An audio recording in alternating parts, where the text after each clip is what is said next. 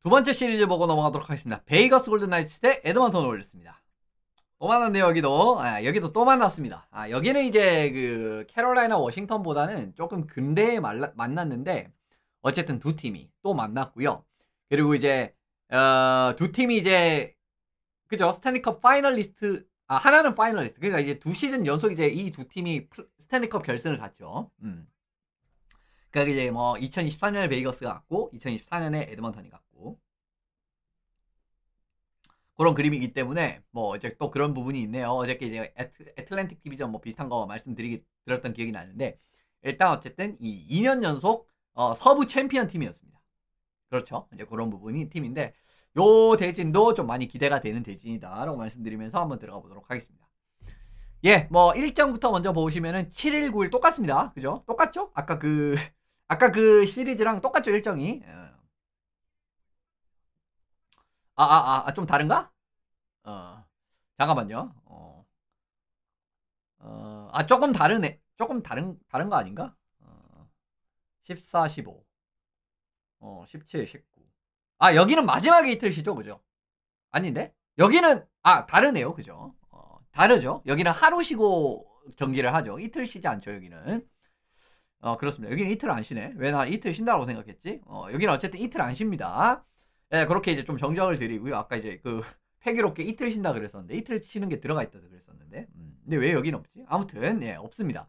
그래서 하루 쉬고요. 여기는 아무래도 동부 시리즈가 일찍 끝나서 그런 것 같다. 그래서 이제 시간대가 좀 늦죠, 당연히. 예. 서부 시간대이기 때문에 여기 이제 좀 시간대가 늦습니다. 7일, 9일, 11일, 13일 경기가 다 이제 10시, 오전 10시 이후로 시작하기 때문에 내일 이제 1차전 요거 라이브 코멘터리 진행할 예정입니다. 그래서 이제 베이거스 골든 나이츠 역시나 뭐 갑자기 홈 경기장 이름이 생각이 안 나네. AT&T 뭐였더라? 아무튼 죄송합니다. 갑자기 생각이 안 나네요. 어쨌든 예, 베이거스 홈에서 첫 두 경기 펼쳐지고 둘 하나 그죠? 뭐 일반적인 7차전 포맷을 쓰고 있습니다. 그렇게 말씀을 드리고 이제 서부는 아마 근데 이제 댈러스 거기도 마찬가지겠죠. 어쨌든 이제 이 퍼시픽 시리즈는 중간에 하루 쉬는 날이 이틀 쉬는 날이 없어요. 그거 정정을 드리도록 하겠습니다. 아까 잘못된 정보를 드려서 죄송하고요. 일단 어쨌든 10시 이후에 시작하는 경기들이다. 오히려 좀 보기가 쉽나? 그건 잘 모르겠습니다. 어차피 뭐 다 이제 업무 하실 시간에 경기가 진행이 되기 때문에 보시기 쉽지 않을까라는 생각이 듭니다만은 어쨌든 그 시간대가 이렇게 이제 펼쳐진다라는 거. 7일, 9일, 11일, 13일, 15일, 17일, 19일 이렇게 하루 건너 하루, 그죠? 하루 건너 하루 이제 이렇게 알기 쉽게 대진이 경기가 펼쳐질 거다라고 넘어가면 좋을 것 같습니다. 정규 시즌은 2대2였습니다. 예, 여기는 이제 딱 2대2였어요. 첫 두 경기를 베이거스 골든 나이츠가 잡아냈고 뒤에 두 경기를 에드먼턴 오일스가 잡아내는 이제 그런 이제 양상이었다라고 바라보시면 좋을 것 같습니다. 뭐 서로 이제 뭐 각자의 그죠? 홈에서 한 번씩 그죠? 홈에서 1승 1패 그죠? 원정에서 1승 1패 이런 느낌이기 때문에 당연히 홈에서 1승 1패 하면 저쪽은 원정 1승 1패겠죠, 그죠? 예, 그러니까 정규 시즌 경기 결과는 예, 나눠 먹는 4경기를 나눠 먹는 결과가 나오게 됐다라고 말씀드리고.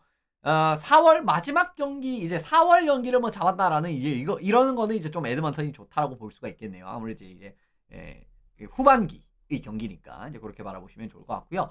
에드먼턴 오일러스가 베이거스를 상대로 좋았던 선수는 역시나 뭐 드라이자이틀 뭐 4경기에서 2골 이었습니다. 물론 이제 뭐 드라이자이틀이 정규 시즌 정도의 퍼포먼스는 나오지 않았었는데 어쨌든 뭐 경기당 1포인트는 했고요. 누전 토킨스 1골 이었을 때다가 코너 브라운 선수가 1골 2어시스트 활약이 있었습니다. 그럼 맥데이비드 선수가 3경기에서 1어시스트 지금 베이거스 상대로는 그렇게 큰 힘을 발휘하지 못했고요.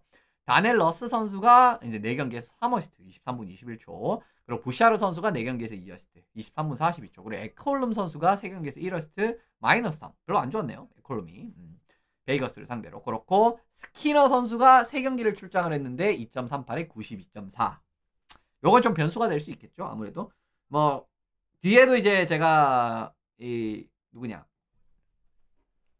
뭐 말씀을 드리겠지만 그냥 뒤에서 이야기합시다. 뒤에서 이야기할게요. 뒤에서 이야기하겠습니다. 베이거스 골든 나이츠가 에드먼턴 상대로 좋았던 선수는 이반 바르바쇼프 선수였습니다. 4경기에서 2골 3어시스트였었고요. 그리고 이제 잭 아이클 선수가 4경기에서 1골 3어시스트 그리고 파벨 도로페이프 선수가 4경기에서 1골 1어시스트 그리고 마크 스톤 선수는 3경기에서 1골로 크게 좋은 모습은 아니었습니다. 근데 어쨌든 아이클, 바르바쇼프 뭐 이런 선수들 뭐 아이클 바르바쇼프 스톤을 다시 묶을 수도 있을 것 같기는 한데 일단 어쨌든 아이클 바르바쇼프 아이클 스톤에다가 뭐 요즘에는 칼손이 나오는데 이제 그냥 이제 그 체제로 가도 나쁘지 않을 거라고 보고 있습니다. 그리고 이제 수비진에서는 헤일핀 선수가 2골 2어시스트 21분 20초를 뛰었고요. 피에트란젤로 선수가 3경기에서 플러스 3에서 22분 56초. 근데 시어도 선수가 여기에서는 또 좀 부진하네요. 4경기에서 1어시스트 불과한데 마이너스 4였습니다. 에이딘 힐 선수가 4경기 모두 출장했는데 2.82에 90.1%였었기 때문에 에이딘 힐 선수의 경기력이 조금 에드먼턴을 상대로 썩 그렇게 인상적이지 않았다라고 말씀드리면 좋을 것 같네요. 대진 관련해서 이야기거리를 보시면은 베이거스 골든 나이츠의 이 뭐라고 해야 되죠? 이런 걸 징크스라고 하진 않는데 이 반복이 될 것인가? 이게 무슨 이야기냐고 하면은 결승 가고 난 다음에 그 다음 해 이듬해 결승 간 해 이 다음에 이듬해는 1라운드에서 탈락을 했었습니다. 그러니까 2018년에 결승을 갔잖아요. 베이거스 골든 나이츠가 2019년도에 1라운드 탈락했고요. 근데 2020년에는 컴파를 갔습니다. 근데 올해도 2023년에 결승 진출했고 2024년에 1라운드 탈락했는데 2025년 만약에 이번 시리즈 이기면 어쨌든 컴파까지는 갈 수 있는 거죠. 그런 느낌이기 때문에 이러한 좀 뭐라고 해야 되죠? 좀 재밌는 스토리가 반복될 것인가? 이거 이제 한번 지켜보시면 좋을 것 같고요. 에드먼턴 오일러스 같은 경우에는 역대 두 번째로 NHL 역대 두 번째로 1라운드에서 동일 상대를 4번 격파한 팀이 됐습니다. 1라운드에서 똑같은 상대를 4번 만난다라는 것도 진짜 희귀한 일이긴 한데 4번 다 이겼다라는 거. 4년 연속으로 이거는 NHL 역사상 2번 그러니까 이전까지 딱 한 번 있었던 기록이고 이번에 2번째가 됐고 참고로 7전제에서 이긴 거는 에드먼턴이 최초입니다. 예, 그때 이제 1984년에서 87년까지 4년 연속 몬트리올이 보스턴을 만나가지고 4년 연속 격파를 했던 적이 있었거든요. 근데 그때는 3전제였었어요. 1라운드가. 예, 그렇기 때문에 3전제였나? 5전제였나? 아무튼 7전제가 아니었습니다. 근데 이제 지금은 7전제잖아요. 근데 7전제 기준으로 하면은 1라운드에서 똑같은 상대를 4번 연속 깬 팀은 에드먼턴이 유일합니다. 이제 요거 기록 하나 뭐 재밌는지 모르겠지만 어쨌든 좀 이제 부가적인 이런 이야기거리라고 말씀드리고 좋을 것 같고요. 직접 맞대결 관련 이야기거리를 보시면은 2023년 2라운드 이후로 이 두 팀이 처음으로 만나네요. 이때 베이거스 골든 나이츠가 결국 요거 깨고 가가지고 우승했죠. 요거 이후로 이제 첫 만남이고요. 역대 플레이오프 전적은 역시나 뭐 한 번밖에 안 붙었기 때문에 4승 2패로 베이거스가 앞서고 있습니다. 그때 6차전 그때 끝났거든요. 그리고 역시나 아이클 대 맥데이비드 플레이오프 두 번째 맞대결이네요. 요거 이제 뭐 많이 이야기가 나올 수 있는 부분이죠. 역시나 이제 이 두 팀이 만날 때는 아이클 대 맥데이비드 2015년 드래프트 전체 1순위와 2순위 실제로 그 당시에 정말 둘 다 제너레이셔널 탤런트라고 불렸었던 이 두 명의 선수가 그죠? 사실은 이제 솔직히 말씀드리면 지금 아이클 선수가 맥데이비드 선수의 위험에 비비기는 격차가 많이 벌어지긴 했습니다. 하지만 우승은 아이클이 먼저 했어요. 이게 또 참 얄궂은 거죠.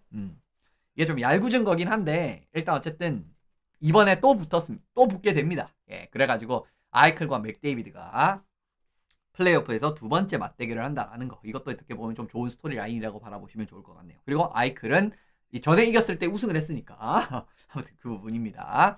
1라운드에서 에드먼턴부터 봅시다. 이번에는 에드먼턴 같은 경우에는 화력을 바탕으로 확실한 뒷심이 굉장히 돋보였습니다. 그러니까 역시나 이 팀은 좀 리드가 크게 벌어졌다라고 한들 정말 이제 확실한 1라인이 한번 불이 붙어버리면은 이거를 거의 통제하기가 불가능 게임을 확 나오게 되면서 옛날 어떻게 보면은 이런 게임을 잘했던 게 콜로라도라든가 그런 팀들이 이런 뭐 지금도 콜로라도는 그런 운영을 잘하지만 그러니까 콜로라도 같은 거 그런 팀들이 이제 진짜 스피드로 밀어붙이는데 이거를 상대방이 대응을 못해갖고 한 피리어드에서 진짜 슈팅 한 20개 30개 때리면서 그냥 게임 터트리는 그런 거 있단 말이에요. 콜로라도는 30개까지는 너무 MSG다. 한 20개 정도 때리면서 이번 플레이오프에도 그런 경기가 있었던 걸로 기억을 하는데 댈러스랑 그래서 어쨌든 화력을 바탕으로 한 좀 확실한 뒷심 이 부분이 어떻게 보면 저는 에드먼턴의 가장 큰 1라운드에서 돋보이는 부분이었습니다. 실제로 스타 선수들이 그죠? 제가 이제 뭐 사실 LA 킹스랑 시리즈에서 말씀을 드렸을 때 스타 선수들이 이렇게 폭발해가지고 이기는 경기들이 몇 경기 있을 것이다 라고 말씀을 드리긴 했었잖아요. 야 근데 이렇게 분위기를 확 휘어잡을 줄은 몰랐는데 어쨌든 맥데이비드 선수는 역시나 LA 상대로 맥데이비드 드라이자이트는 LA를 상대로 역시나 사신과 같은 모습을 보여주고 있습니다. 실제로 이제 그때 이제 1라운드 프리뷰 때도 말씀드렸던 부분은 이 두 명이 정말 LA를 상대로 이 성적이 좋아도 너무 좋다라는 느낌 말씀드렸지 않습니까? 올해도 마찬가지였어요. 6경기에서 11포인트, 드라이자이틀도 6경기에서 10포인트를 기록을 했고요. 부샤라 선수까지 이번에 플레이오프에서 대폭발하면서 물론 이제 부샤라가 원래도 이제 포인트를 많이 뽑아낼 수 있지만 4골 3어시스트였습니다. 이제 그런 그림이 나오게 되면서 스타 선수들이 역시나 이제 핵심적인 활약을 했다라고 말씀을 드리고, 정규 시즌에 좀 많이 부진했던 자원들, 그죠? 결국 이런 친구들이 좀 전체적인 활약에서 발목을 잡으면서 킹스 시리즈에서 좀 어렵게 될 것 같다라고 이야기 말씀을 드렸는데, 이런 선수들도 살아났습니다. 누전트 호킨스 3골 2어시스트, 그리고 하이먼 선수도 2골 3어시스트, 브라운 선수 3골 2어시스트였습니다. 그리고 이런 보조 자원들까지 지금 굉장히 많은 포인트를 올려주게 되면서, 결국 이제 어떻게 보면 당연히 1라인 스타 선수들이 이렇게 공격을 다 이끌고 가는데 더 가미가 되니까 아주 강력한 활약을 발휘를 했다고 말씀을 드리면 좋을 것 같습니다. 그리고 이게 아까도 말씀드렸듯이 좀 경기가 어려워도 뒷심이 좋다라고 말씀을 드렸잖아요. 실제로 에드먼턴 오일러스가 피리어드별 골을 살펴보시면은 1피리어드엔 5골밖에 못 넣었거든요. 이게 이제 16팀 중에 공동 9위에 해당하는 성적이니까 안 좋잖아요. 근데 2피리어드부터 슬슬 올라갑니다. 7골 득점했는데 이거 6위에 해당하는 성적인데 3피리어드 14골을 넣었어요. 1위입니다. 이런 그림에서도 이제 뒷심 자체가 어마무시한 거. 뭐 여러 게임에서도 확인을 하시지 않았다고 말씀을 드리고, 당연히 그 중심에는 공격 슈퍼스타 선수들이 많이 주축이 됐다라고 말씀을 드리면 좋을 것 같습니다.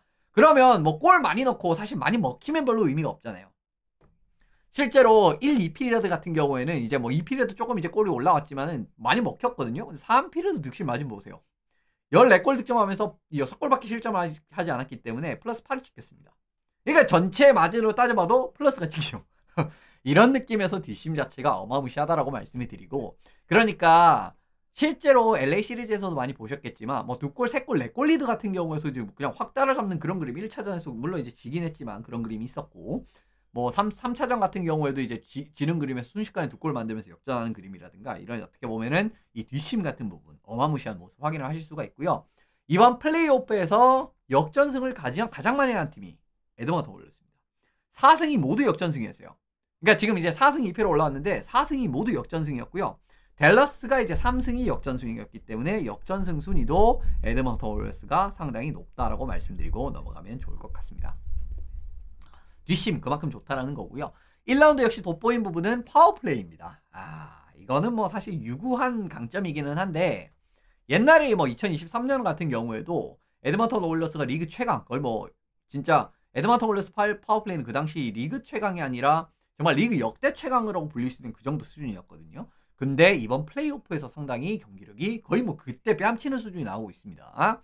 지금 이제 바라보시면은 뭐 경기당 파워플레이를 얻어내는 거는 2.17개밖에 못 얻어냈는데 경기당 파워플레이 골이 0.83골이 나왔고요. 그리고 파워플레이 성공률은 38.55%입니다. 이제 뭐 이런 과정에서도 파워플레이가 일단 어쨌든 한번 굴러가기 시작을 하는 과정에서 걷잡을 수 없이 결과들이 나오고 있다라고 바라보시면 좋을 것 같고요. 그리고 더 중요한 게 뭐냐면은 승부처에서 파워플레이 골이 나오고 있어요. 아까 뭐 아호 선수나 스베치니코프 막 이런 선수들이 승부처에서 이런 좀 좋은 모습을 보여줬다고 말씀드렸는데, 에드먼턴은 승부처에서 파워플레이 골이 많이 나오고 있습니다. 실제로 경기 중요 국면에서 파워플레이 골이 지금 나오고 있는데, 3차전 같은 경우에도 짐 힐러 감독의 그 얼척없는 챌린지, 그거 실패 이후에 딱 파워플레이 기회 나왔는데 바로 10초 만에 역전골 넣었죠. 그리고 이제 4차전 같은 경우에도 연장 결승골이 파워플레이였죠. 그리고 6차전 같은 경우에도 2대2 동점 가는 골이 파워플레이 골이었거든요. 이런 그림에서 경기 중요 국면에서 이렇게 파워플레이 골들이 겹쳐지면서 에드먼턴이 경기가 수월하게 가는 이런 느낌 하나 확인을 하실 수 있고, 또 하나 더 경기를 해야 되는 게 뭐냐면은 분위기를 바꾸는 계기가 올 수 있다는 겁니다. 그러니까 이제 적은 찬스, 파워플레이 기회를 많이 상대방이 전반적으로 상당히 완벽한 경기를 했는데 정말 중요할 때 예를 들면 이제 좀 부주의한 하이스팅이 한번 나온다라든가, 이런 그림에서 한번 딱 기회가 왔을 때 철퇴를 칠 수 있는 힘이 있다라는 겁니다. 이번 에드먼턴 파워플레이는, 올해 에드먼턴은 실제로 아까 이제 경기당 파워플레이 기회 자체는 굉장히 적었음에도 불구하고 결과 자체가 잘 나오는 부분 확인을 하셨잖아요. 이런 그림을 살펴보셔도 이 에드먼턴의 정말 파워플레이 한 번으로서 경기를 바꿀 수 있는, 그리고 이제 파워플레이에서 한 골 딱 나왔을 때, 그러니까 이제 좀 어떻게 보면은 이 한 골이 딱 터졌을 때 순간적으로 분위기를 확 잡아가지고 여러 골 만들면서 이 막 멀티골 리드를 확 좁힌다라든가 그런 모습도 1라운드에서 보셨기 때문에 그런 것까지 연루돼가지고 상당히 위협적으로 바라보시면 좋을 것 같습니다. 근데 1라운드에서 좀 모호한 부분이 뭐냐면은 슈팅 통제. 그러니까 이 팀이 수비력이 생각보다 좋다라고도 말씀을 드렸죠. 1라운드에서도 그런 말씀을 드렸죠. 이게 이 팀이 진짜 수비력이 좀 전체적으로 이 굉장히 수비력까지 안 좋다라는 그런 이야기를 나오는데 실제로는 사실은 수비 시스템은 좋습니다. 이거 이야기 한 번 더 드립니다. 노블라우크 감독의 수비 시스템 자체가 좋기 때문에 상대방의 슈팅 통제라든가 이런 거는 괜찮거든요. 에드먼턴이. 근데 역시나 그거 대비해서 실점이 좀 많았습니다. 역시나. 그 부분을 일단 말씀을 드리고 SAT, USAT는 역시나 최상위권이었습니다. 이번 플레이오프에서도. 그러니까 이제 373개 시도하는 과정에 294개밖에 허용을 하지 않았고 플러스 79 나오면서 이제 전체 3위. USAT 같은 경우에도 267개 만들어내면서 205개 허용을 했기 때문에 플러스 60이니까 이거 전체 2위였습니다. 그러니까 전체적으로 이렇게 양적 운영도 잘하는 부분인데 실제로 뭐 슈팅도 많이 내주지 않고 있다라고 일단은 말씀을 드리게 되고 그리고 고득점 지역 슈팅 허용이 8개밖에 없었어요. 에드먼턴이. 네, 고득점 지역 그 슈팅, 그 네트와 굉장히 가까운 거리에서 슈팅은 8개밖에 허용을 하지 않았는데 이게 플레이오프 16팀 중에 2위에 해당하는 성적이었습니다. 수비 시스템 자체는 나쁘지 않다는 걸 의미를 하는 거예요. 이런 부분 자체도. 그런데 5대5 상황에서의 실점 랭킹은 리그 12위입니다. 14골이나 실점을 했기 때문에 베이거스도 실점을 많이 했는데 리그 하위권이에요. 그러니까 이제 플레이오프 팀들 중에 하위권입니다. 이런 그림에서 보니까 그러니까 아무리 이제 이거 슈팅 통제를 달려도 이게 결국은 시스템으로 커버할 수 없는 게 있다라고 말씀을 드렸잖아요. 그죠? 그러니까 지금 에드먼턴 수비진 자체가 솔직히 말씀드리면 역시나 좀 큰 실수라든가 그리고 좀 빌미가 되는 그런 플레이들이 여전히 많이 나오는 편입니다. 예. 그런 과정에서 어떻게 보면 이런 5대5 상황에서의 실점이라든가 이런 부분이 결국은 이제 또 발목을 잡는 상황이 나올 수가 있다라는 거고 실제로 1라운드에서도 이런 그림에서는 썩 좋다라고 말씀을 드릴 수가 없기 때문에 역시나 슈팅 통제 대비해서 이렇게 이제 좀 실점이 많아진다라는 거는 이건 좀 이제 생각을 한번 해와야 되는 부분이지 않나. 이번 베이거스 시리즈에서도 이런 사이즈가 나오게 된다라고 하면은 역시나 좀 어려워질 가능성이 있다라고 말씀을 드리는 부분입니다. 마지막으로 키플레이로 꼽아보면은 켈빈 피커드 선수를 뽑았습니다. 피커드 선수가 지난 시리즈에서 결국 이제 스키너 선수가 첫 2경기에서 강판된 이후에 4승을 거뒀죠. 2.93에 89.3. 솔직히 말씀드리면 피커드 선수가 정말 전륜하게 잘했던 경기는 솔직히 말씀드리면은 좀 잘 모르겠거든요. 실제로 이제 6차전 같은 경우에서도 좀 추격에 하는 과정에서 실점이 있었고 이제 3차전, 4차전 같은 경우에서 솔직히 말씀드리면 실점 통제가 제대로 된 게임은 아니었잖아요. 그죠? 이제 그런 과정에서 어떻게 보면 5차전에서 5차전은 그냥 LA가 다 경기력이 안 좋았기 때문에 그걸 이제 집어넣는 건 좀 그런 것 같고. 근데 어쨌든 이제 이겼던 4승에서의 경우. 근데 보통 이제 이렇게 4승을 하면은 성적 자체가 압도적으로 나온 선수들도 꽤 많은 편 아니겠습니까? 근데 성적 자체는 압도적이지 않았습니다. 뭐 먹힐 건 다 먹히고 이런 그림은 보실 수가 있었습니다. 근데 어쨌든 지금 스키너 선수가 정규 시즌 아까 이제 보셨겠지만 베이커스 상대로 정규 시즌 경기력이 상당히 좋았었죠. 근데 플레이오프에서 어쨌든 1, 2차전에 굉장히 크게 부진을 하면서 패배의 빌미가 됐기 때문에 그리고 지금 피커드 선수가 4연승을 하면서 어쨌든 올라왔지 않습니까? 그래서 1차전은 제 생각에는 물론 이것도 달라질 수는 있지만 1차전은 결국은 피커드로 갈 가능성이 굉장히 높습니다. 근데 1차전에서 피커드 선수가 경기력 자체가 좀 안정화되지 못하는 그런 그림이 나오겠네요. 아까도 보셨겠지만 이게 승리를 하긴 했지만 경기력이 좋진 않았거든요. 그 그림에서의 문제점이 나오게 된다라고 하면은 결국 이제 좀 먹힐 거 다 먹히면서 결국은 이제 좀 안 좋은 결과가 초래될 수가 있다라는 거죠. 이제 그런 그림에서 켈빈 피커드 선수가 정규 시즌에 이런 활약 자체를 유지를 해야 되고 물론 이제 스키너를 꺼냈을 때 스키너의 경기력이 좋을 수도 있습니다. 왜냐면 스키너가 이제 올 시즌 아까 정규 시즌 그 기록에서 보셨듯이 정규 시즌 베이거스를 상대로 경기력이 좋았잖아요. 그럴 가능성이 있기는 하지만 진짜 올 시즌은 스키너가 좀 예년 같지 않다라는 느낌을 굉장히 많이 받고 있는 현재 상황이기 때문에 뭐 LA 시리즈 같이 되지 말라는 법도 사실은 없다라고 생각을 하거든요. 그런 그림이 된다라고 하면은 아무리 골을 많이 넣은들 6실점, 5실점, 6실점 이런 느낌으로 LA 킹스한테 졌던 경기들처럼 패배를 할 수 있다는 걸 의미를 합니다. 그런 과정에서 예, 아마 1차전으로 나올 가능성이 유력한 이 피커드 선수의 퍼포먼스 이런 부분 한번 보시고 한번 중점적으로 보시면 좋을 것 같아요.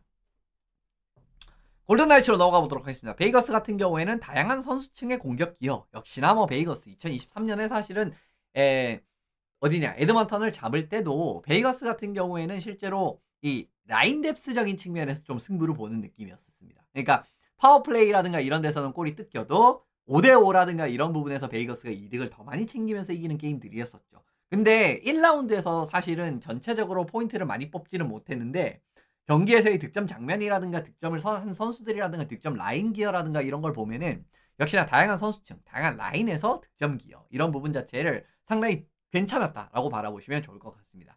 실제로 1차전 득점자는 헤르틀, 도로페이프 선수가 파워플레이 골을 넣었고요. 그리고 하우든 선수가 멀티골. 그죠? 그러니까 어떻게 보면 라인으로 따지면은 이제 뭐 파워플레이는 좀 다르게 봐도 4라인에서 두 골이 나왔죠. 그리고 이제 이 4차전 같은 경우에도 보시면 시어더 선수 뭐 파워플레이 골, 루아 선수 파워플레이 골, 파워플레이 1라인에서 골 나왔고 2라인에서 골 나왔고 그리고 헤르틀 선수와 바르바쇼프 선수가 골을 넣었습니다. 뭐 이 선수들은 뭐 2라인 이런 거 보시면 좋을 것 같고요.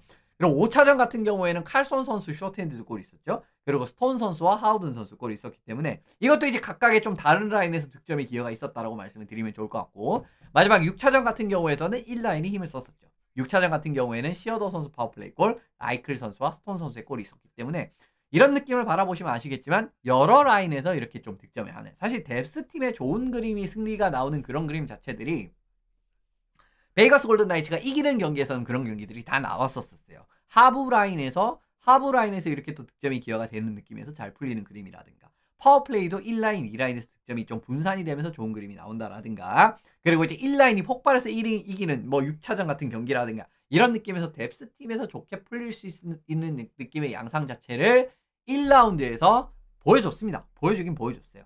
그게 이제 어떻게 보면 그것보다 결과가 조금 더 화끈하게 나오면 더 좋기는 한데 어쨌든 이기는 그림에서 여러 라인에서의 득점 기여가 번갈아 가면서 이렇게 좀 잘 나오게 되면서 이기는 게임들이 생겼다라는 거 이런 부분에서도 상당히 괜찮다라고 말씀드리고 넘어가면 좋을 것 같고 그리고 에드먼턴 수비진 자체가 사실은 이렇게 라인 물량으로 승부를 했을 때 재미를 크게 보기가 힘들다라고 개인적으로 생각을 합니다. 왜냐면 이제 지금 이제 지난 경기에서 출동한 라인들을 보시면은 너스 부샤르, 월먼 클링베리, 클러크 엠버슨이죠. 여기까지 하겠습니다. 이건 뭐 더 이상 자세한 설명을 생략을 해도 될 것 같아가지고 네, 그렇습니다. 이제 이 정도로 하고 넘어가면 좋을 것 같고요. 베이거스 골든나이츠의 또 장점은 뭐 이거 솔직히 말씀드리면 에드먼턴이랑 이번에 베이거스가 생각보다 경기에서 이제 1라운드에서의 모습을 봤을 때는 유사점을 좀 많이 공유를 하고 있습니다. 그걸 제가 결론 때 말씀을 드리게 될 텐데 일단 여기도 슈팅 통제력 자체는 크게 나쁘지 않은 팀입니다. 아까 에드먼턴과 마찬가지로. 실제로 이제 근데 이 팀은 유효 슈팅 통제까지도 조금 더 잘 된다고 보시면 좋아요.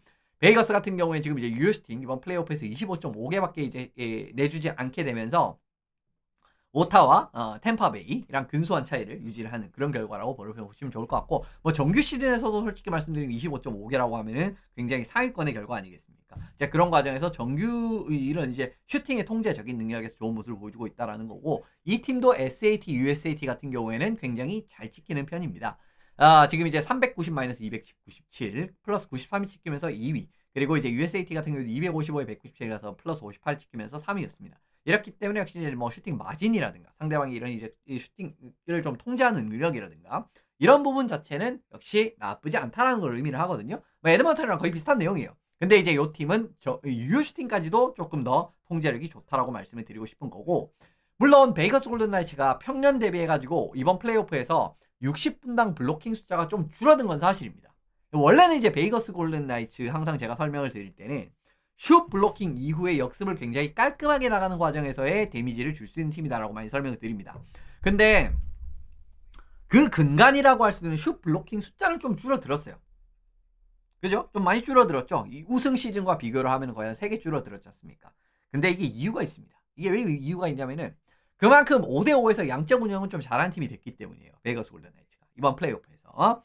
그러니까 그동안 이제 SAT 퍼센티지 그러니까 이거 아까 보신 분들은 보고 지나가셨겠지만 그 전체 슈팅 시도 그러니까 경기 전체에서 나온 슈팅 시도 그러니까 우리 팀이랑 상대 팀 다 포함을 하고 그리고 이제 우리 팀을 이제 그걸 나눠버리면은 이게 이제 이 50% 내에서 이제 이제 전체 기준에서 퍼센티지가 나오지 않겠습니까? 당연히 이제 50% 이상이라고 하면은 우리가 더 슈팅 시도를 많이 한 거고, 그리고 50% 미만이라고 하면은 당연히 이제 저쪽이 슈팅 시도를 더 많이 한 거라고 생각을 하시면 좋은데, SAT 퍼센티지를 보시면은 지금 확 좋아졌어요.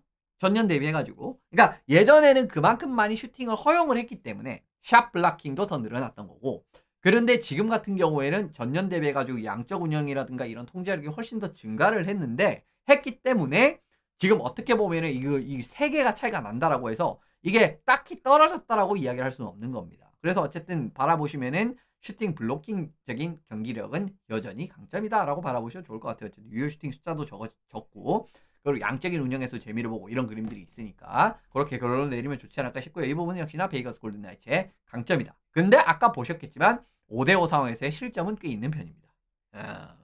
그거는 이제 또 좀 변수가 될 수 있겠습니다만 어쨌든 공통적으로 그것도 해당되는 내용이에요.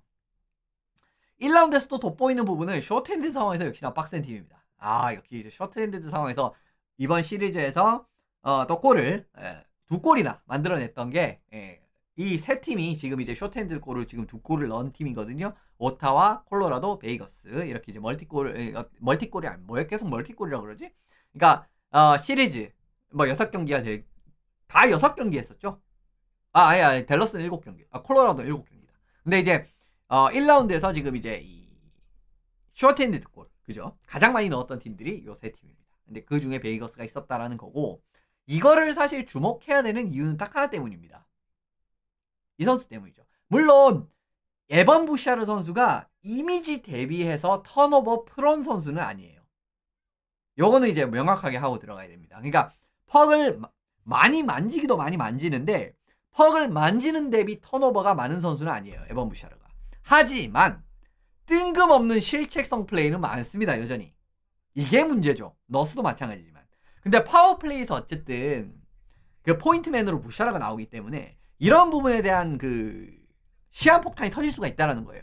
근데 결국은 여기서 이제 뜬금없는 부샤르가 파워플레이 상황에서 실책을 한다라든가 안 좋은 판단 때문에 퍽 뒤로 던지다가 실책한다라든가 그런 느낌으로 실점이 나오게 된다라고 하면은 베이거스 같은 경우에는 숏핸드 상황에서 뭐 칼손, 그 다음에 이제 스미스 이런 느낌의 좋은 실제로 이 두 명의 선수가 한 골씩 넣었습니다.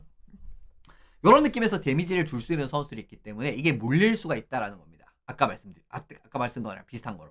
그렇기 때문에 결국은 이 파워플레이 전개 시에 변수를 베이거스가 만들 수 있는 상황이 나올 수 있다라고 보는 거죠. 그렇게 말씀드리고 넘어가면 좋을 것 같고요. 1라운드의 아쉬운 부분은 좀 힐 선수가 좀 불안했다라는 겁니다. 그러니까 힐 선수가 물론 이제 좀 6차전에서는 경기력이 돌아오는 그런 느낌이긴 했는데 전년 대비해서 플레이오프에서 지금 성적이 좀 안 좋은 편이에요. 그러니까 힐 선수가 플레이오프만 딱 나오면은 경기력이 어쨌든 좀 좋은 모습이 나왔거든요. 지금도 이제 뭐 2023년 같은 경우에는 그때 정말 구원 같은 느낌으로 이렇게 딱 나와가지고 진짜 근데 2라운드부터였습니까? 정확하게 생각이 안 나는데 정말 대단한 모습을 보여줬죠. 이제 그런 과정에서 이제 이 우승에도 기여를 했었고 지난해 같은 경우는 3경기에서 1.7에 93.1% 나쁘지 않았습니다. 근데 올해 같은 경우에는 6경기에서 2.83에 88%입니다. 아니 물론 저쪽에 막 카프리조프, 볼디 뭐 이런 애들을 알아도 맞기 힘든 것도 사실이긴 한데 어쨌든 전년 대비 좀 부진한 모습을 보인다라고도 말씀을 드릴 수가 있을 것 같고요. 경기별 세이브 퍼센티지를 따져봤을 때도 그러니까 예를 들면 이기는 경기에서는 진짜 힐 선수가 뭐 6차전처럼 진짜 이기는 경기들은 다 뭐 본인의 힘을 확실하게 보여주면서 이기면 또 이야기가 좀 다릅니다. 근데 지금 보시면은 이기는 경기조차 세이브 성률이 그렇게 좋은 편이 아니죠. 1차전 같은 경우에도 90%, 4차전 같은 경우에도 90.6%, 그리고 5차전 같은 경우에도 90.9%이기 때문에 이기는 경기조차 세이브 성률이 그렇게 좋은 편이 아니다라는 겁니다. 이제 이런 부분 자체가 어떻게 보면 힐 선수가 결국 이제 뒷문에서 이제 저쪽에서 어떻게 보면은 저쪽의 1라인은 이전 라운드에서 상대를 했었던 카프리조프 라인보다도 화력적인 기대치는 조금 더 센 팀이라고 봐야 되거든요. 그런데 힐 선수가 뒷문을 잘 잠궈주지 못하게 된다라고 하면은 물론 이제 6차전 같은 그림이 계속 나오면 또 괜찮지만 그렇지 않다라고 하면 이거는 이제 장기적으로 좀 변수가 될 수 있는 부분이고 이 부분 한번 지켜보시면 좋을 것 같습니다. 마지막으로 시리즈 키 플레이어는 여기 빌리안 칼손 선수를 뽑았습니다.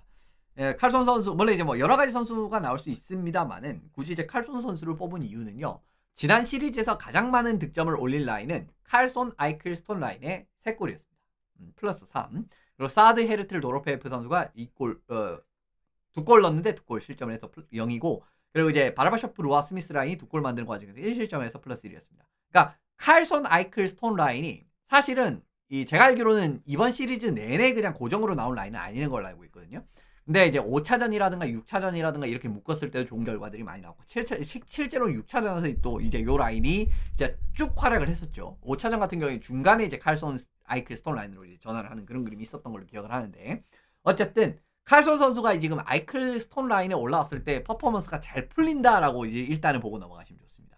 그 그림을 생각을 하셔야 되고, 기용적으로도 중요한 부분이 뭐냐면, 사실은 칼손을 1라인에 올려버리면요, 3라인에 뛰는 스미스 선수랑도 조합이 분리가 되는 거고, 그리고 이제 1라인에 맥데이비드를 상대할 가능성이 있다는 거 아니겠습니까? 그죠? 맥데이비드를 상대하는 카드로, 그러니까 이제 어떻게 보면 좀 힘을 조금 더 집중을 하는 형태로 그런 느낌으로 갈 수가 있다라고 말씀을 드리면 좋을 것 같고, 그래서 어쨌든 기용적으로 일단은 지금 왜냐하면은 이 맥데이비드 라인을 왜 써느냐고 하면은, 지금 1라운드에서 에드먼턴이 맥데이비드, 드라이자이틀, 페리 라인을 썼단 말이에요. 그러니까 드라이자이트랑 맥데이비드를 계속 붙이고 있습니다.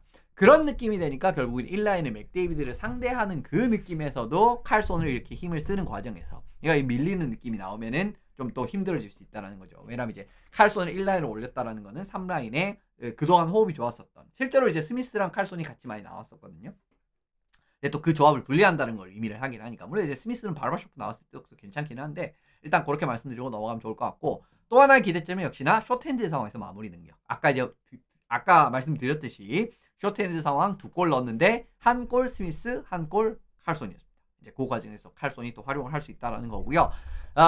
그죠? 여기 맥데이비드, 드라이자이틀, 페리 라인 지금 1라운드에 출전했는데 4골 만드는 과정에서 2실점 플러스 2가 지키는 과정에서도 이 라인을 좀 상대하는 과정에서도 이제 중책을 맡을 수 있다는 걸 의미를 하고, 그리고 2023년에 어쨌든 베이거스가 이겼지 않습니까? 그때를 좀 돌이켜 보시면은요, 팀 내 이게 이제 시리즈에서 가장 많은 포인트를 뽑았던 선수들을 이렇게 이제 줄을 세운 거거든요. 3명씩 있죠. 네. 물론 이제 그 에드먼턴이 7포인트 올린 선수들이 좀 많기는 했습니다. 예, 7포인트 올린 선수들이 좀 많기는 했는데, 맥데이비드가 이제 5골 5어시스트 10포인트, 근데 아이클 선수가 3골 6어시스트 9포인트니까 뭐 할 만큼 했고, 그 비슷하게 나왔지 않습니까? 근데 지금 바라보시면은 마르셰소 선수가 이 시리즈 때 5골 3어시스트 8포인트를 올렸단 말입니다. 근데 지금 마르셰소가 없죠.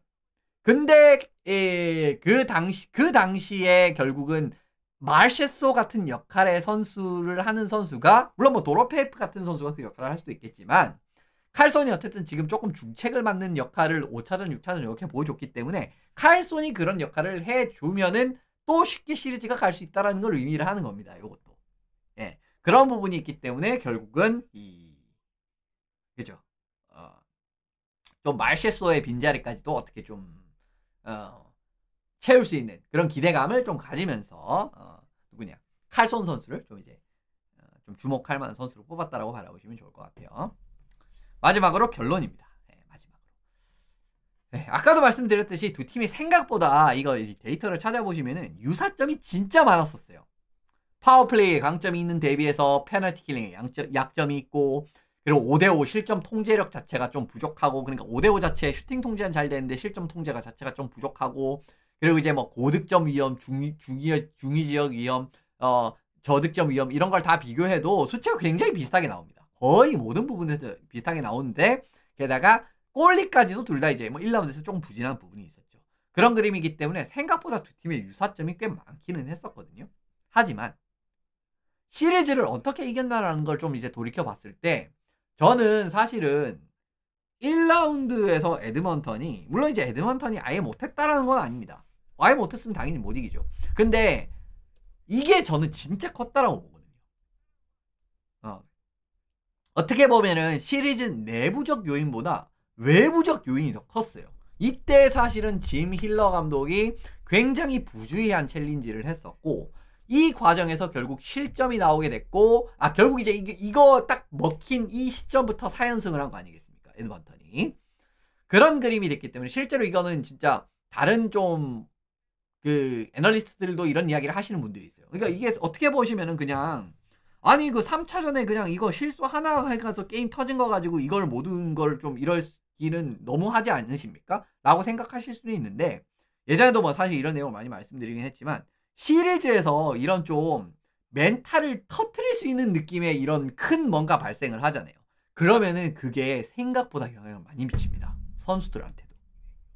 가까운 예시로 몬트리올 기억하시죠? 4차전에 톰 윌슨 선수가 카리에 선수에게 이제 체킹. 이제 그 과정에서 카리에 선수가 부상을 당했지 않습니까? 결국 그 경기 잡았고 5차전에 굉장히 좀 무기력한 경기력이 나왔죠. 좀 그전에 몬트리올 같은 느낌의 경기력이 아니었었죠. 1차전, 4차전 같은 느낌의. 그리고 예전에 이제 콜로라도랑 이거 이제 제가 가장 많이 말씀드리는 예시 중에 하나인데 콜로라도 옛날에 이제 디트로이트랑 진짜 필사의 라이벌리 시절에 클로드 르미에 선수가 이 벤치에 이 뒤쪽에서 체킹을 보내면서 크리스 드레이퍼 선수 얼굴을 이제 이렇게 얼굴에 굉장히 큰 부상을 입게 한 그 사건이 있었어요. 좀 더티한 체킹이긴 했는데 결과 근데 뒤에 결국 이제 그 시리즈는 콜로라도가 이겼거든요. 근데 뒤에 그 디트로이트 선수들이 어떤 이야기를 했냐면은 그게 멘탈에 정말 크게 영향을 미쳤다는 이야기를 했단 말이에요. 그 부상을 당하면서. 저는 이 힐러 감독의 이 부주의한 챌린지는 그 정도의 여파가 있는 수준이었다고 생각을 합니다. 아무런 그 당시의 챌린지는 솔직히 말씀드리면 여러 번 보신 분들 아시겠지만 챌린지 할 건덕지가 아예 없었어요. 근데 뭔가 연장을 가면 질 것 같고 이런 느낌이 있었거든요. 왜냐면 이제 챌린지를 하면은 진짜 뭐 0.00001%예요. 솔직히 0.00001% 확률도 없었다라고 생각을 하지만 근데 진짜 제발 하는 느낌으로 챌린지를 했는데 실패를 했단 말이에요. 그걸 바로 10초 만에 골 먹혔죠? 그렇죠? 그 뒤로부터 LA 킹스가 6차전에 막판에 맹추격을 하기 전까지 1, 2차전에 보여줬었던 그 느낌이 아니었었어요. 이게 결국은 이제 외부적인 요인으로 이렇게 경기 시리즈가 뒤틀린다라는 걸 말씀드리고 싶었던 거고요. 그 부분이었던 겁니다. 이게 저는 굉장히 크게 작용을 했다고 생각을 해요. LA 킹스를 잡는데. 이런 내부적인 요인보다는 외부적인 요인이 조금 더 크게 작용을 했다고 생각합니다. 실제로 에드먼턴이 승리한 경기에서 모습을 보시면은 3대4로 뒤지는 상황에서 10초 만에 2골 만들어서 역전했죠. 그리고 이제 경기 4차전에서 MT넷 상황에서 동점 만들면서 역전했죠. 그리고 이제 연장에 승리를 했죠. 그리고 이제 이 6차전 같은 경우에는 5대2 상황에서 이제 2골을 허용하면서 뭔가 추격이 되는 그림이었습니다. 그러니까 이게 승리하는 시나리오도 좀 영웅적인 활약이 바탕이 돼야 되는, 그죠? 그런 그림. 좀 일반적인 시나리오에 좀 이제 좀 무난하게 스무스하게 이르는 경기가 5차전이 있기는 했지만 그런 게 좀 부족했다라고 말씀을 드리는 거고 6차전의 시리즈 클로징 게임조차 2골 따라잡히면서 5대4까지 따라잡혔고 정말 가까스로 이기는 거 확인하셨죠? 그런 느낌이기 때문에 여전히 좀 불안한 부분이 있단 말이에요. 그리고 1, 2차전 같은 경우에는 결국 이제 경기가 굉장히 어려워지는 굉장히 원사이드하게 가는 그런 느낌의 경기도 있었고 하는 그림이라고 말씀을 드릴 수가 있는데 베이거스가 이번 플레이오프에서 선제골을 득점한 경기에서 전승입니다. 이 말은 무엇을 의미를 하냐면은 베이거스는 일단 지키는 운영을 잘하는 팀이다라고 일단은 받아들이셔야 되고 그런 부분에서 결과까지 이번 플레이오프에 좋다라고 말씀을 드리는데 결국은 선제골을 넣고 뭐 이제 LA 킹스 리드는 많이 잡았는데 결국 그 리드를 정말 허무하게 감독이 날려먹은 게 3차전인 거고 그리고 4차전 같은 경우에도 결국 이제 한 점 차 리드를 가지고 있는데 막판에 MT는 못 막은 거잖아요. 그죠? 그런 느낌인데 베이거스는 그런 상황에서 막을 수 있다라고 보는 거죠. 기본적으로 베이거스는 아까도 말씀드렸던 대로 베이거스의 그 캐시디 체제의 가장 큰 이 경기력의 핵심은 슛 블로킹 이후의 역습 전개가 정말 깔끔한 팀입니다. 그러니까 이제 LA 킹스랑 다른 팀이죠. LA 킹스 같은 경우에는 사실은 역습을 재빠르게 나갈 수 있는 팀은 아니거든요. 물론 이제 그런 카드가 없는 팀은 아닌데 그런 과정에서 이제 베이거스랑 좀 차이가 있다고 보셔야 되고 일단 어쨌든 선제골을 지키는 느낌에서도 샷 블로킹에서 아까 이제 샷 블로킹이 좀 떨어지긴 했지만 그게 나쁘지 않다라고 설명을 드렸었고 그리고 어쨌든 전반적으로 5대5 상황에서 슈팅 통제 같은 능력이 그렇게 나쁘지는 않기 때문에 그런 부분에서 버틸 수 있다라고 보는 겁니다. 그리고 지금 아까 보셨지만은 에드먼턴이 이긴 경기들이 거의 다 접전이었죠. 그렇지 않습니까? 그죠? 거의 다 접전 게임이었죠. 근데 베이거스가 한 골차 승부에서 올 시즌 3승 0패입니다. 이번 플레이오프에서. 베이거스가 이번 플레이오프에서 한 골차 승부에서 3승 0패예요. 한 번도 지지 않았습니다. 이러한 과정도 들어가 있기 때문에 결론은 그 LA 킹스랑 유사한 그림의 경기가 나오는다라고 할지라도 결국은 저는 베이거스는 지킬 수 있다라고 보는 입장입니다. 그렇기 때문에 베이거스가 4대2로 이기지 않을까 이번에도. 네, 그렇게 생각을 하고 있고요. 물론 두 팀이 정말 그 수치로 따져봤을 때는 근소하게 에드먼턴이 좀 좋은 게 많았어요. 그럼에도 불구하고 제가 에드먼턴을 뽑지 않은 이유는 결국은 시리즈의 변곡점을 만드는 가장 큰 이유가 내부적인 요인이 아니라, 그러니까 어떻게 보면은 이제 서로 싸웠을 때 잘 싸운 쪽이 이기는 그런 느낌이 아니라 저쪽이 자폭하는 느낌이었기 때문에 그 부분에서 조금은 낮게 본 겁니다. 그런 부분도 생각을 하셔야 되고, 아까 이제 보셨듯이 베이거스는 리드를 조금 더 잘 지키는 상황에서 제가 이번 플레이오프에서 나왔다라는 거, 그것까지 포함을 해서 이번 시리즈는 베이거스가 이기지 않을 거라고 보고 있고요. 요 시리즈는 사실은 뭐 NHL 전문가들이라든가 이런 부분의 예상도 많이 보셨겠지만 굉장히 분분하게 나뉘는 결과고, 저도 이제 아까도 이제 측정치라든가 이런 이제 전반적인 세부 스탯에서 봤을 때는 에드먼턴이 조금 더 우세하다라고 나왔다라고 말씀을 드렸는데, 그런 부분도 있기 때문에 어디가 이겨도 이상하지 않다라고 생각을 합니다. 근데 그래도 아까 말씀드린 대로 전반적인 이런 그림을 따져봤을 때는 베이거스가 조금 더 우세하지 않을까 이번에도. 네, 그렇게 판단을 하고 있고요. 어쨌든 결과 이 시리즈도 한번 같이 지켜보시고, 내일은 요 시리즈 아침에 라이브 코멘터리를 하니까 또 시간 되시면은 같이 와서 즐겨주시면 감사하겠습니다. 그럼 이제 오늘 이제 이렇게 이제 프리뷰 내용 다 마무리 지어보고요. 네, 내일은 마지막 하나 남은 댈러스와 위니펙의 시리즈로 다시 찾아뵐 걸 약속을 드리면서 마무리 지어보도록 하겠습니다.